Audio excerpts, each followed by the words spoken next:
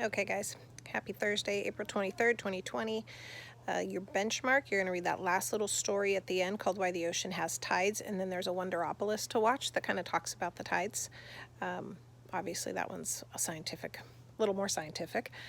Today you're working on your vocabulary. I'm going to do that with you in just a minute. Your writing, you should be completing paragraph 4. I've given you a couple paragraphs, so hopefully that has helped. One thing I want you to work on today is your transitions.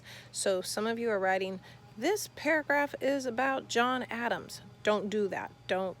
You need to say, another important person in the American Revolution was John Adams. And the other thing is, make sure you're checking your tense. You shouldn't have the word is or anything present. It's all in the past, so make sure all of your verbs are happening in the past. So just proofreading that if you do that as you go along rather than saving it till Friday, it does make it a little bit easier. So I'm liking the content I'm seeing, just maybe some of the conventions you need to work on. Math, I'm going to do 8-8 with you. Yay, it's perimeter and area. I'm just so sad we're not together to do this. I love perimeter and area.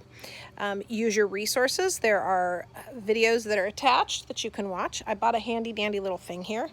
Whoa. So we'll see if that will help me today. But before I get started, I just want to say happy birthday to Mr. Braden Williams. Yay! Have an awesome day.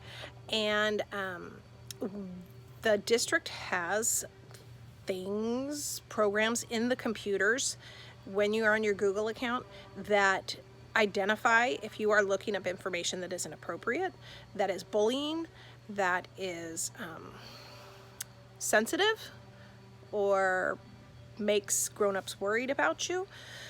So a couple of you have already been notified because you have been looking up things. Don't worry about who it is. Just make sure that you are using your computer correctly, and I don't have to deal with that with you. And then books. Make sure you email me if you need books. Okay, let's get to work. Bam. All right, so here's my handy dandy little thing. All right, now I'm hands-free. Okay, so the first thing we're going to talk about, what I would recommend, now that we're kind of getting the hang of this, when you're working in your benchmark, as you're reading it, day 1, day 2, day 3, you read it, you do your key details, you had to do character traits, similes, so that's all the kind of stuff we'd be doing in school.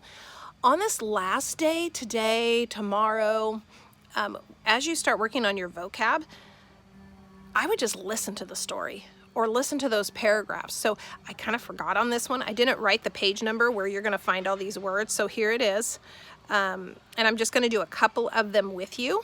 I don't know if that will help or if you already had them done. But this week you do have 5. So 2 of them are on this page. So receded is right here.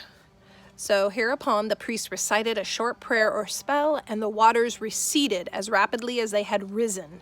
So it is the opposite of risen.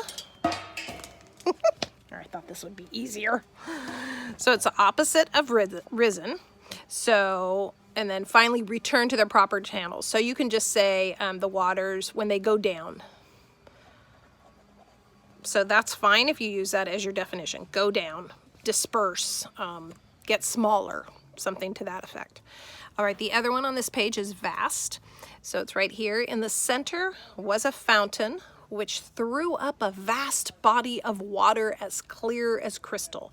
So if it said like it was a trickle or a dribble, that would be little. So if it is threw up, that's kind of not throw up, but whoosh, it's going to be big. Vast is big. Especially if it says that the pagoda is, where'd it go? The pagoda that rose and fell with the water, floated up. So vast is big. Boom, big. Okay, I did a couple more. Myriad and maybe tranquil. I think tranquil's on the first page. So there's tranquil. While everything was thus tranquil in the new city. You know what? I think this is for Friday. Maybe not. I don't know. I'm doing it today. Okay. Am I on the right day? Yeah, I think I'm on the right day. Okay, never mind. While everything was thus tranquil in the new city of Peking, a sudden and untoward event occurred that spread dismay and consternation. So for this one, it would help if you actually knew what dismay and consternation was, but you might not. So it's the opposite of tranquil. So dismay and consternation are like problems, trouble. So we would go with tranquil as being, if you didn't know, peaceful. So what you're trying to do is use these context clues, because that's what great readers do. Use your context clues to help you understand the hard words. And of course, if you can't, then you can just use a dictionary. Okay, one more. Myriad of years. Now very few people went there, and none had spoken of the dragon, as the dragon had not been seen for myriads of years. So that is just lots of years. All right, so then you have a couple others that you need to do on your own.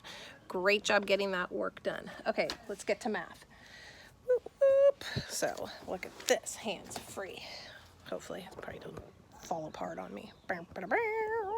Sort of, kind of. Oh, I thought it would be better. Okay, using my little table. All right, can I zoom in? A little. Okay. All right, so perimeter and area, those are your two new terms. This is not new for you. You've done perimeter and area. Perimeter is a distance around the figure, so you need to know the formula. The formula for perimeter is length plus width plus length plus width. Yes, you can do it another way. You could also write 2L, 2 lengths plus 2 widths. Now when they're right next to each other like that, that would be multiply. So this is P equals. So that's a formula. So knowing that formula, memorizing that formula is going to be really important for you if you didn't already have it memorized. Okay, so I would recommend put that at the top of every paper that you do when it asks about perimeter and area. Okay, area is, so if this is the part around it, then area is the inside part. So it's going to be area A equals length times width. So it's all of the square units in the middle. Okay, easy enough.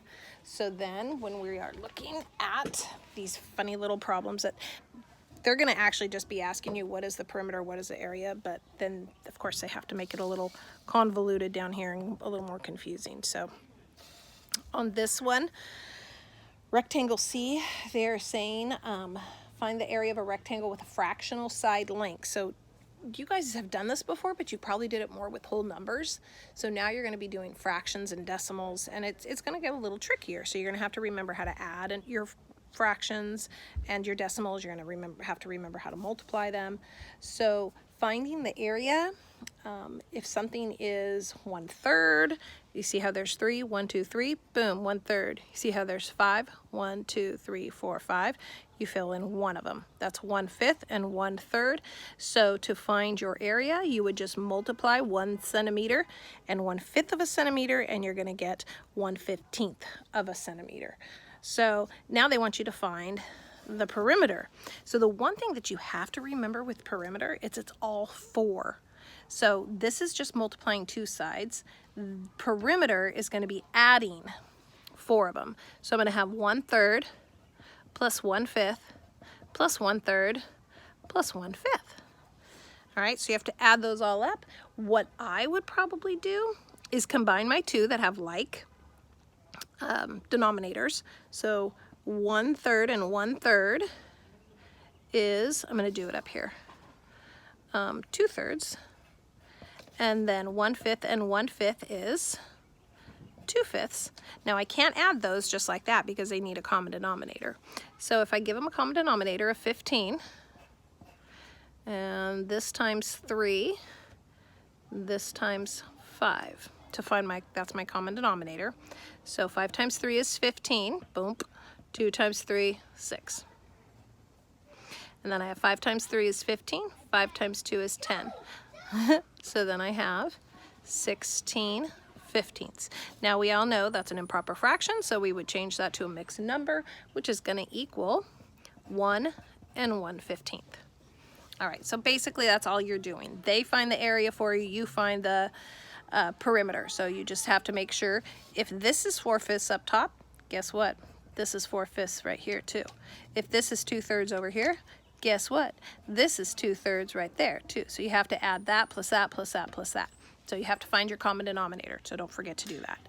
Backside, don't worry about this. This is like the part we don't really need to spend too much time on. What I want you to understand is that 1/2 by 1/4, 1/2, so if I'm looking at these two, 1/2 would be that guy right there, because it's the top half. There's 2 here, it's just that 1/2. And then 1/4, 1, 2, 3, 4, it's just one of those.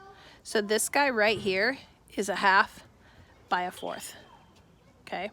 You can find the area, because it does tell you to do that. So yes, find the area, but you don't need to describe. Don't worry about that. Just tell me what area equals. Okay, this one is 1/2 by 3/4. So 1/2 is that guy right there. 3/4 is 3 of these. 1, 2, 3. Multiply those, give me area. Okay, what is the length of a rectangle with 27 feet as area? And an area of, so they did this one backwards. So they gave you the area, 918 square feet, and then 27 feet is the width. So they're telling you, they're asking you what the length is. So how would you figure that? If normally you would multiply these two to get area, that's multiplication. What's the opposite of multiplication? Division. So you're gonna have to divide 27 into 918. Feel free to use a calculator, I really don't care. And that will get you that. So today's classwork, well, that's the classwork. Today's homework is just going to be a whole bunch of rectangles, and they're going to give you the length and the width. And then you solve those, and then you solve both, just area. Nope, perimeter and area. Sorry, I'm checking. And then there's a couple word problems. So I've already talked for 12 minutes, so I was trying to keep these under 15. So let's say goodbye for now. And this is Thursday. Have a great day, everybody. Braden Williams, you especially have an awesome day. And we'll see you tomorrow. Remember to email me if you need help. Email me if you have questions. Email me if you need a book. Email me if you, I don't know, anything. Just email me and let me know how you're doing.